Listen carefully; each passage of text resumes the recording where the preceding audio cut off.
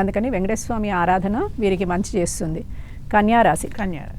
కన్యారాశి వారికి వచ్చేసరికి ఏంటనంటే ఈ గురువు 9వ స్థానంలో ఉన్నాడు వృషభ రాశిలో, తర్వాత మిథున రాశి 10వ స్థానము, అలాగే కర్కాటక రాశి వీరికి వచ్చేసరికి 12వ స్థానము. అందుకని వీళ్ళకి 11వ స్థానం.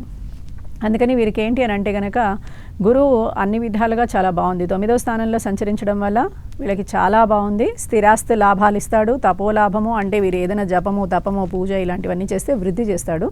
ఆ వృద్ధి చేయడమే కాకుండా వాటికి సంబంధించిన రిజల్ట్ కూడా ఇస్తాడు.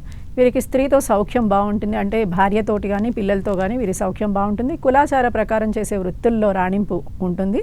అంటే మన కుల వృత్తులు ఉంటాయి, ఈ కుల వృత్తుల్లో వీళ్ళు ఈ సమయంలో రాణిస్తారు. రైతు అయినా సరే రాణిస్తాడు, అలా ఉంటుందన్నమాట. అది కాకుండా మళ్ళీ వీళ్ళకి ఏంటంటే 10వ స్థానంలోకి గురువు మారినప్పుడు అప్పుడంతా కొంత ప్రతికూల పరిస్థితులు ఏర్పడతాయి. అక్కడ కొంచెం వృత్తిభగ్నము, అలాగే మనకి వృధా సంచారము, కార్య విఘ్నత, ఏ కార్యం చేసినా ముందుకు వెళ్ళకపోవడం, నష్టాలు రావడము, ఇలాంటివన్నీ మనకి ఈ 10వ స్థానంలో ఉన్నప్పుడు కలుగుతాయి. కానీ వ్యాపారము వీటికి సంబంధించి ఏంటి అని అంటే కనుక మనకి ఇన్వెస్ట్మెంట్స్ ఆదాయము కనిపిస్తూ ఉంటుంది కానీ ముందుకెళ్ళదు. మన డబ్బులన్నీ మన చేతిలో కనిపించవు, మార్కెట్లో ఉంటాయి. అలాంటి పరిస్థితి ఉంటుంది. అందుకని దీన్ని ఒక విధంగా చూస్తే పెరిగింది వ్యాపారం అని చెప్పొచ్చు, లేదా తరిగింది వ్యాపారం అని చెప్పొచ్చు. 11వ స్థానంలో సంచరించే సమయంలో అన్నింటా లాభాలు వస్తాయి. ఒక నెల రోజులు 11 నవంబర్ నుంచి డిసెంబర్ దాకా మనకి ఈ 19 అక్టోబర్ నుంచి 11 నవంబర్ వరకు ఉన్న కాలం ఏదైతే ఉందో దీంట్లో 11వ స్థానము అంటాం దాన్ని. అన్నింటా లాభము, కీర్తి, తేజో వృద్ధి, బల సంపత్తి, అలాగే విజయప్రాప్తి, వృత్తి వాటిల్లో కూడా రాణింపు, పదోన్నతి కలుగుతుంది. అనుకున్న చోటికి ట్రాన్స్ఫర్ అవుతుంది. ఈ సమయం చాలా వీళ్ళకి ట్రాన్స్ఫర్స్ అనుకున్న చోటికి లేని వాళ్ళందరికీ ఇది చాలా మంచిది. శని మీనరాశిలో ఉండడము, వీళ్ళకి శని 7వ స్థానంలోకి వస్తాడు కాబట్టి అక్కడ నుంచి సప్తమ శని అనేసరికి ఏంటంటే సప్తమ శని, అర్ధాష్టమ శని, అష్టమ శని, అలాగే ఏలినాడు శని అని ఇలాగా ఈయన 4 భాగాలుగా మనిషిని ఏదో ఒక విధంగా పట్టుకుంటాడు. ఈ ఏదో విధంగా పట్టుకోవడంలో ఈ 7వ స్థానంలో వచ్చినప్పుడు వీళ్ళకి ఇప్పటివరకు 6వ స్థానంలో ఉన్నాడు. 6వ స్థానం విశేషమైన ఫలితాన్ని ఇస్తుంది 30 మార్చి వరకు. ధనాదాయాన్ని ఇస్తుంది, కీర్తిని ఇస్తుంది, ప్రతిష్టని ఇస్తుంది, ఉద్యోగ వ్యాపార అభివృద్ధిని ఇస్తుంది, ఆయుష్ అభివృద్ధిని ఇస్తుంది. అన్నీ బాగుంటాయి. ఎటు చూసుకున్నా అంతా బాగుంది అని చెప్పుకోవచ్చు.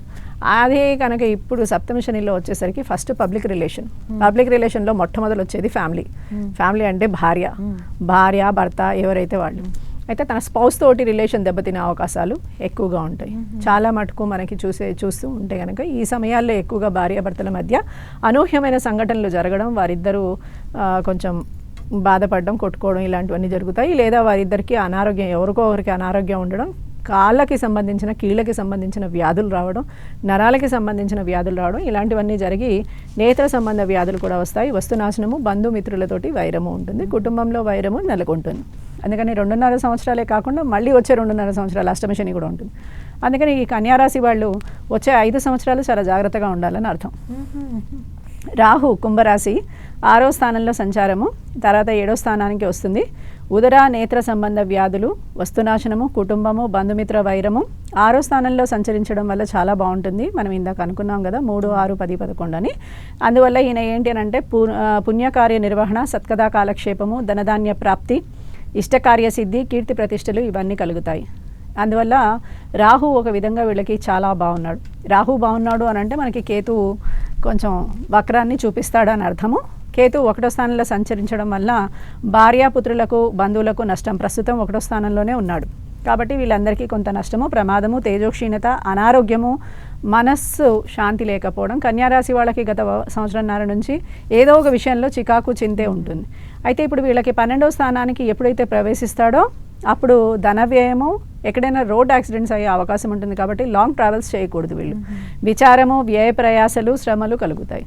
అందుకని వీరు ఆరోగ్యానికి సంబంధించి సమయానుకూలంగా భోంచేయడము, అలాగే సమయానుకూలంగా నిద్రపోవడము, long travels on road travel చేయకపోవడము, నిత్యం కనకదార స్తోత్రాన్ని పఠనం చేయడం. ఎందుకంటే వీరికి ఖర్చు ఎక్కువగా కనిపిస్తుంది.